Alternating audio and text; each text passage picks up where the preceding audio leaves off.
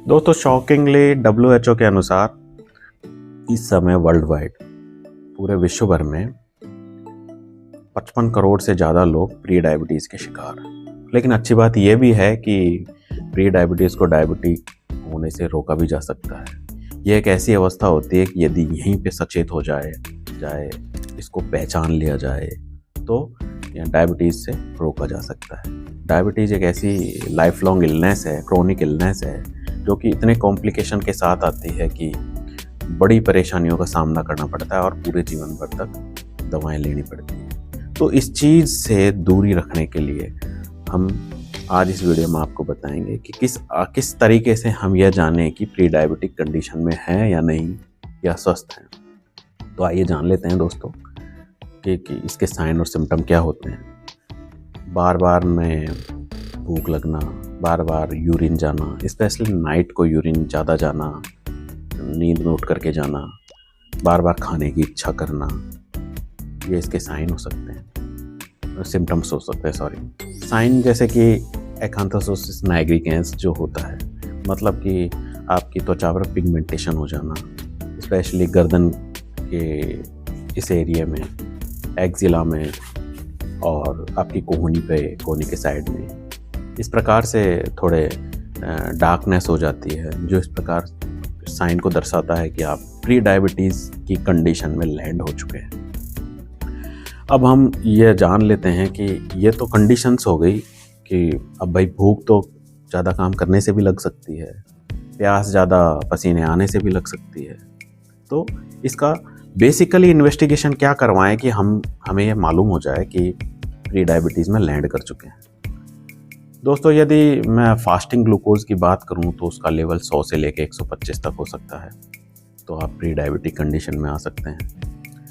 यदि एक specific test और होता है, जैसे कि ओरल ग्लूकोज टॉलरेंस टेस्ट, जो मुंह से शुगर दी जाती है और 2 घंटे बाद देखा जाता है उसका रिजल्ट, तो वो 140 से 199 तक हो सकता है।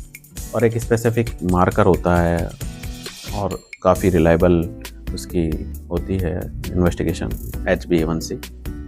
उससे हम ये मालूम कर सकते हैं कि उसका क्या लेवल रहा है, जैसे कि 5.7 से लेकर के 6.4 तक जो रीडिंग होती है, उससे यह पता चलता है कि आप प्री डायबिटिक कंडीशन में। दोस्तों साइन और सिम्टम जान लिए हमने, इन्वेस्टिगेशन जान ली। अब हम जानते हैं कि रिस्क क्या है, कि कौन लोग ज़्यादा रिस्क में हैं, जिससे उनको यह ईयरली अगर वो इन्वेस्टिगेशन करा ले तो एक उनको मोटा मोटा आइडिया मिल जाता है कि इससे किस प्रकार बचा जा सके। रिस्क फैक्टर में सबसे ज़्यादा जेनेटिकली होता है कि उसके परिवार में, जैसे कि कोई को रिसेंटली डायग्नोस हुआ हो डायबिटीज़, या पहले से डायबिटिक की दवाओं पे हो, परिवार में कोई हो, तो ये एक स्पेसिफिक मार्कर हो सकता है, रिस्क फैक्टर हो सकता है।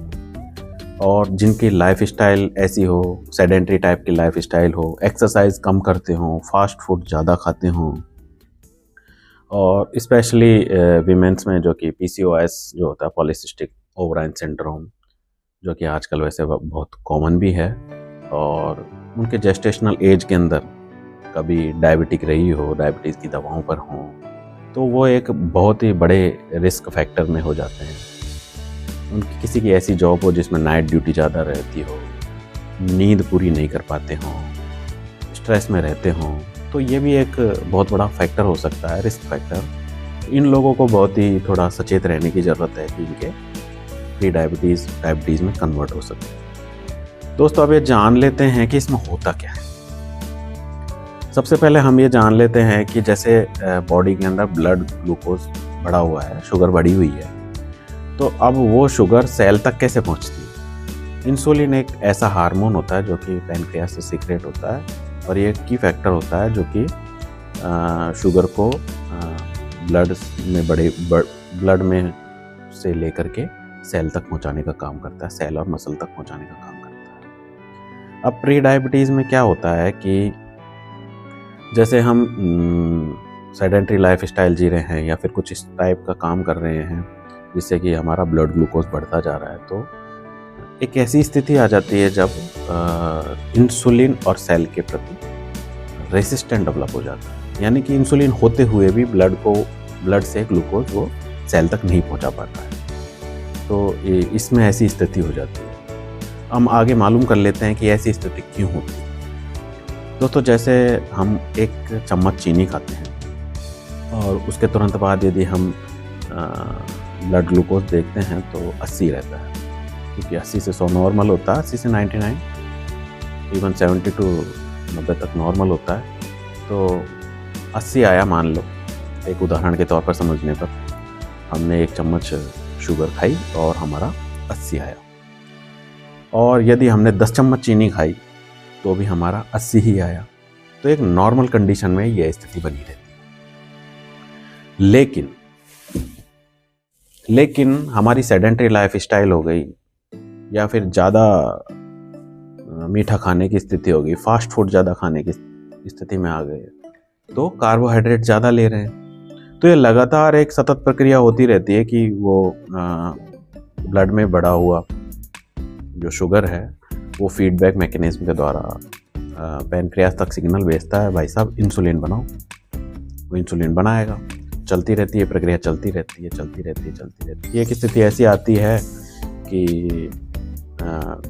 एक तो अब जैसे ब्लड बढ़ा हुआ ग्लूकोज ब्लड के अंदर वो टॉक्सिसिटी का काम करता है, वैसे ही बढ़ा हुआ इंसुलिन भी सेल्स के लिए टॉक्सिसिटी का काम करता है।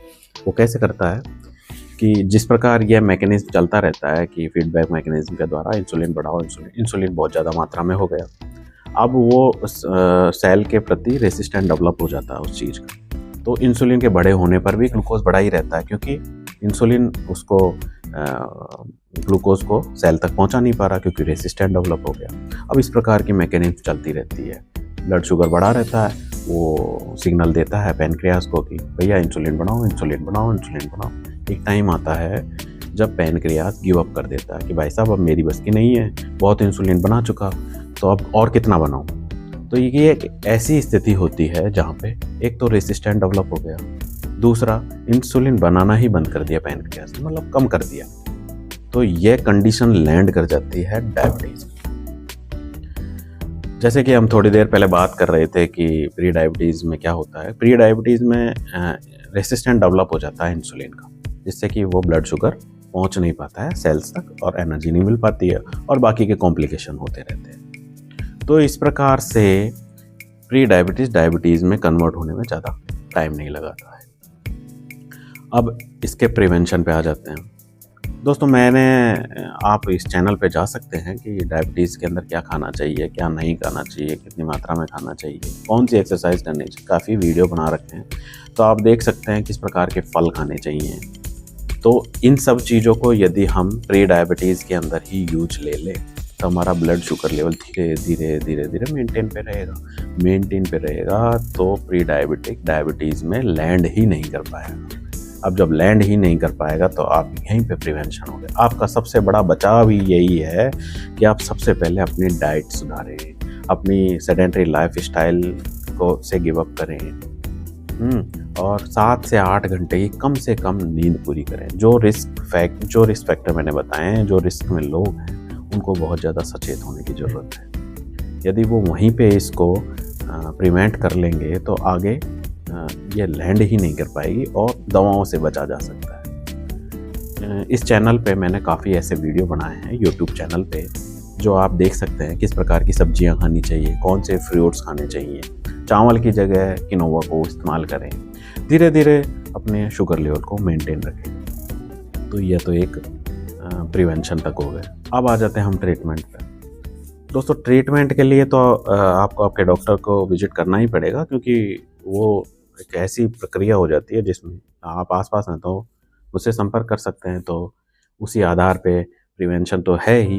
यदि दवाओं की ज़रूरत पड़े तो काफ़ी मेडिकेशंस हैं जो प्रिस्क्राइब की जा सकती हैं।